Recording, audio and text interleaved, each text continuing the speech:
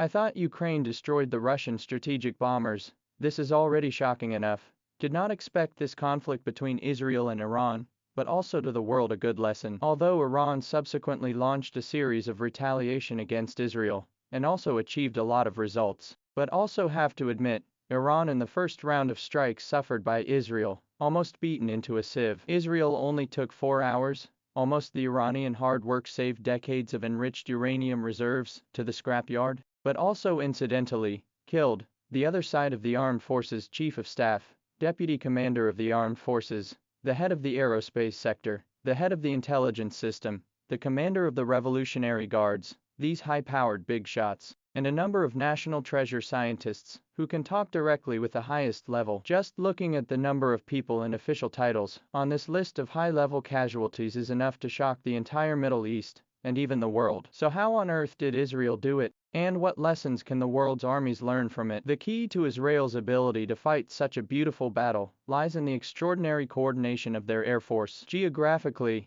Iran and Israel do not share a border, and the straight line distance is more than 1,000 kilometers. If the Israeli Air Force wants to take action against Iran, the warplanes not only have to be fully loaded with heavy ammunition and sub-tanks, but also have to continuously cross the airspace of Jordan, Syria, Iraq and several other countries, and along the way always have to be on guard against the interference and countermeasures of these countries, and once they are detected, the operation will be a complete failure. Moreover, even if the Iranian airspace, but also have to face the Iranian Air Force interception and ground air defense system of intensive fire. How to see how it is a lot of bad luck, but it is in this case, the Israeli Air Force actually can top the enemy dense air defense fire, so that a variety of fighter jets in their respective roles, the perfect realization of their own strategic deployment. They first sent electronic warfare fighters to interfere with Iran's radar and communication systems, clearing the way for the fighters behind them. Then they let the air superiority fighters cruise, ready to deal with the Iranian Air Force's interception.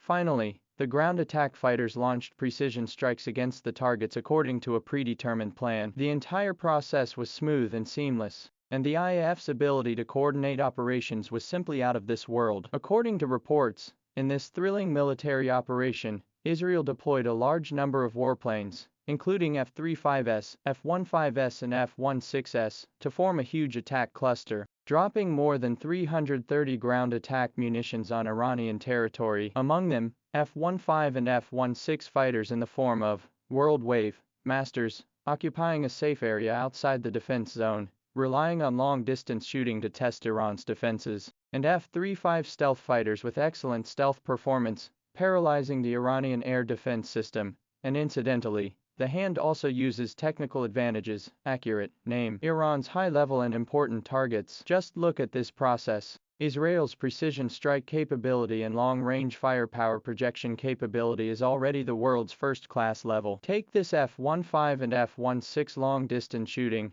It is said that this time, Israel also used the range of 900 kilometers of rock, air-launched missiles. This shows that although this air war looks more like the traditional mode of flying near the target and then attacking, but the Israeli Air Force actually has the ability to over the rise in combat. At the same time, there are comments that Israel also used glide bombs with a range of 100 kilometers or less in this battle, which is in the category of traditional air combat, and the aforementioned over the rise in combat missiles are in sharp contrast. On the one hand, it shows that the Israeli Air Force is so bold that it dares to use this kind of close combat weapon under such unfavorable circumstances. On the other hand, it also shows that the Israeli Air Force can respond flexibly according to different combat scenarios, and can choose the most suitable weapon, according to the characteristics of the target and the battlefield environment. Moreover, the precision strike capability of glide bombs also proves the importance of precision strike firepower in modern warfare.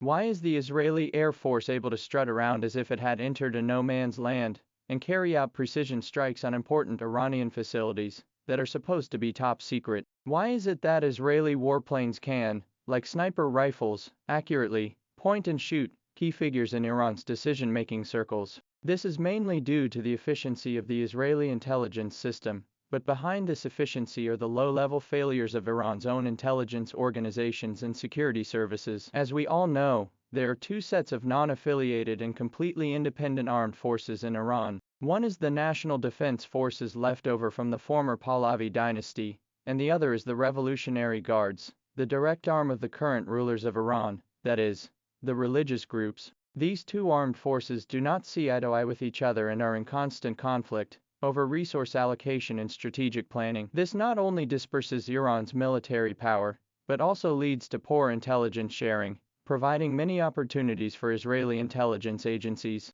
Israel can fully utilize the contradictions between these two major armed forces to bribe one of the parties to obtain a large amount of information about Iran's important facilities and activities of high-level personnel, and then make the corresponding layout. Moreover, Iran has a big loophole in its intelligence secrecy system. Historically, the existing intelligence agencies in Iran mainly originate from the holdovers of the old Pahlavi dynasty, and after the fall of the Pahlavi dynasty, these intelligence officers turned to serve the new regime, and were integrated by the Soviet KGB at the invitation of the new regime. Leaving aside the loyalty of these old guards to the current Iranian regime, the professionalism of Iran's intelligence agencies, which are vital to the country, is questionable, given the fact that they are looking for foreign help. What's more, after nearly 4 decades of U.S. sanctions and suppression, no one can guarantee that there are still qualified intelligence agents in Iran. Besides, the present Iranian regime was established in 1979 after the Iranian people protested against the Pahlavi dynasty.